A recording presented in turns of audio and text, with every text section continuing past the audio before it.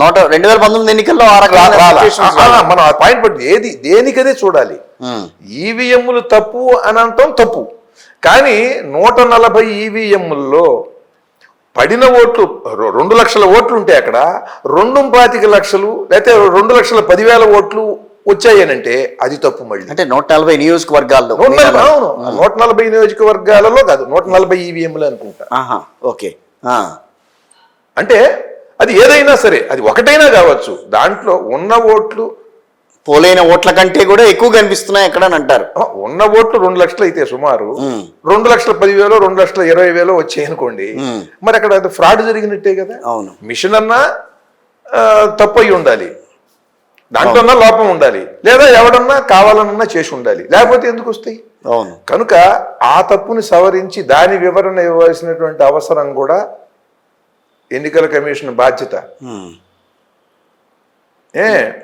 మా బాధ్యత అండి అది. ఇప్పుడు ఎలాన్ మస్క్ అన్నాడనంటే ప్రతి వాళ్ళు అంటున్నారండి ఇవాళ, ఆయన మేధావి, ఆయన ప్రపంచ మేధావుల్లో ఒకడు, గొప్ప వ్యాపార దిగ్గజం, మహానుభావుడు, దాంట్లో మనం కాదంటానికి లేదు.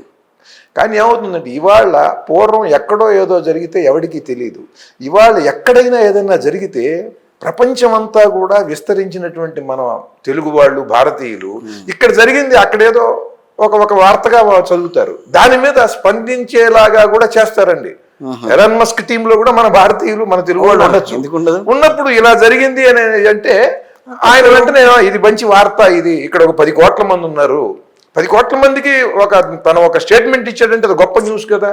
140 కోట్ల మంది ఉన్న దేశంలో 140 ఈవీఎంలు పొరపాటు తప్పు ఉన్నాయి కనుక తను మాట్లాడితే ఎవడన్నా దేనికి చేస్తాడు? ₹1 సంపాదించడం కోసం, మంచి పేరు తెచ్చుకోవడం కోసం. తన విజ్ఞానం అంతా దేనికి? మంచి పేరు తెచ్చుకోవడానికి. కనుక తనకి దీని మీద, ఈ సబ్జెక్ట్ మీద పట్టుంది కనుక ఇవన్నీ కూడా తప్పే, వీటిని చేసే అవకాశం ఉంది అని ఆయన అని అంటాడు.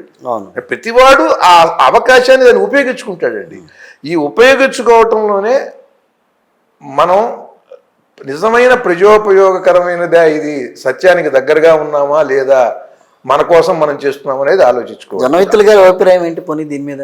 ఇది చెప్తున్నారు కదా, ఏవైతే ఎక్కువ వచ్చాయో అవి ఎందుకు ఎక్కువ వచ్చాయో వాటిని పరిశోధన చేసి సంఘం వేసి న్యాయస్థానానికి తెచ్చి న్యాయ నిపుణుల కమిటీ, ఎన్నికల కమిషన్ వారు ఉభయులు కూడా ప్రెస్లో దానికి చెప్పవలసినటువంటి విచారణ జరిపించి చెప్పవలసిన బాధ్యత ఉంది వాళ్ళకి. మీరు కూటమికి వ్యతిరేకంగా మాట్లాడుతున్నారు. వాళ్ళు విజయం సాధించారు, మేము ఆ విజయాన్ని నేను మీకు చెప్తున్నా, ఈవీఎంలు తప్పు అని అంటాం తప్పు. ఈవీఎంలు తప్పు, అది తప్పు అయితే మరి అప్పుడు కూడా తప్పు అవ్వాలి కదా నేను అన్నది. కానీ 140 ఈవీఎంల్లో ఎక్కడైతే ఎక్కువ వచ్చాయో అది ఎక్కువ రావటం కూడా తప్పే.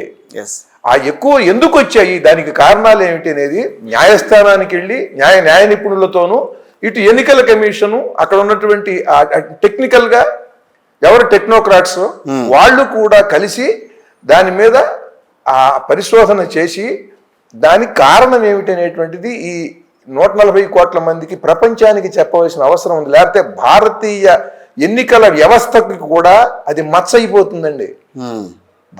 ఎన్నికల కమిషన్ ఎందుకంటే గతంలో ఆప్ కూడా అసలు ఈవీఎంలు ఏంటి, ఈవీఎం లేకుండా ఎందుకు మీరు ఓటర్ స్లిప్పులు ఇవ్వట్లేదు, స్లిప్పుల ద్వారా మనం ఎందుకు చేసుకోకూడదు, మనం ఎన్నికలను ఎందుకు నిర్వహించకూడదు అని మాట్లాడింది. సరే, ఆప్ ఇప్పుడు ప్రస్తుతం ఆప్ పరిస్థితి ఏంటో మనం చూస్తున్నాం అనుకోండి. సో ఆయన తీసుకెళ్లి జైల్లో పెట్టారు. ముఖ్యమంత్రి, ఉప ముఖ్యమంత్రి ఇద్దరు కూడా ప్రస్తుతం జైల్లో ఉన్నారు. ఆ రకమైన భయాలు కూడా చాలా మందికి ఉంటాయి కదా. కొంతమంది మాట్లాడాలంటే కూడా భయపడుతూ ఉంటారు, దేని గురించి మాట్లాడాలన్నా. ఇది ఇంత టెక్నాలజీ పెరిగింది. నాకు ఒక చిన్న ఆలోచన, అది ఎంతవరకు మరి సమంజసం నిపుణులు చెప్పాలి.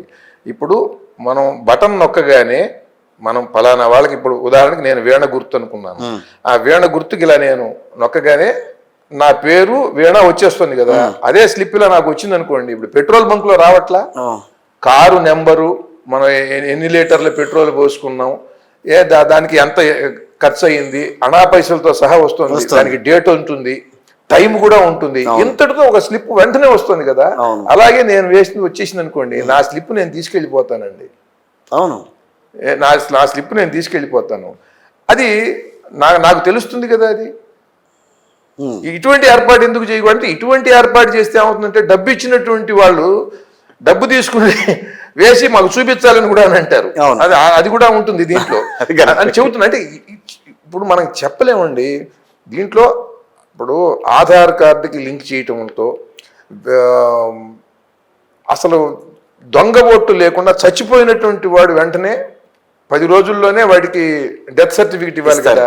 ఆ ఆధార్ కార్డు వెంటనే దాన్ని క్లోజ్ చేసేస్తారు, వెంటనే అక్కడ మీకు అది కట్ అయిపోతుంది.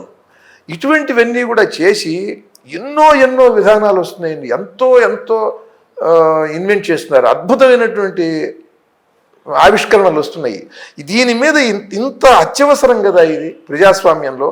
దీని గురించి ఎన్నికల వ్యవస్థ గురించి ఎందుకని అద్భుతమైన పరిశోధనలు చేసి ఒక కొలిక్కి తీసుకురాకపోతే ఇవి రాజకీయ నాయకులు చూడండి, ఇప్పుడు మన కళ్ళ ఎదురుకుండానే కులాలతో మతాలతో నిమిత్తం లేకుండా రాగద్వేషాలు లేకుండా నేను పరిపాలిస్తాను అని ప్రమాణం చేస్తాడు. కులాలతో మతాలకి అతీతంగా నేను ఓట్లు ఇచ్చుకుంటాను అనేటువంటిది ఏమన్నా ఉందే? ఏ కులం వాడు ఆ గ్రూప్ దగ్గరికి వెళ్ళి వాళ్ళతో మాట్లాడతాడు, మీకు ఇది చేస్తానంటాడు. ఆ మతం వాళ్ళ దగ్గరికి వెళ్ళి ఆ టోపీ పెడతాడు, ఈ మతం వాళ్ళ దగ్గరికి వెళ్ళి ఈ కోటేస్తాడు, ఈ మతం వాళ్ళ దగ్గరికి వెళ్ళి ఈ బొట్టు పెడతాడు. మరి ఇదెందుకు చేయాలి? మరి నీ కుల మతాలకి అతీతంగా రాగద్వేషాలు లేకుండా పరిపాలిస్తాననేవాడు కుల మతాలకు అతీతంగా ఒకే స్థితిలో ఉండాలిగా. ముస్లింల దగ్గరికి వెళ్ళినా, హిందువుల దగ్గరికి వెళ్ళినా, క్రైస్తవుల దగ్గరికి వెళ్ళినా ఒకే స్థితిలో ఉండాలిగా. మరి ఈ బొట్లు ఎందుకు పెడతాడు? లేకపోతే ఆ టోపీ ఎందుకు పెడతాడు?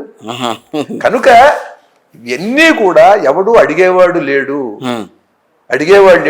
ఇక్కడేమో కుల మతాలని రెచ్చగొడతారు, ఇక్కడేమో కుల మతాలతో మీరు జట్టు కడతారు, ఏమండి ఎవరినో ఓడిస్తారు. అది ఈ ప్రభుత్వం అయినా వాళ్ళైనా సరే. ఇప్పుడు ఎన్డీఏ ఇండియా కూడా ఈ కోవలోకి వస్తుంది. ఓకే.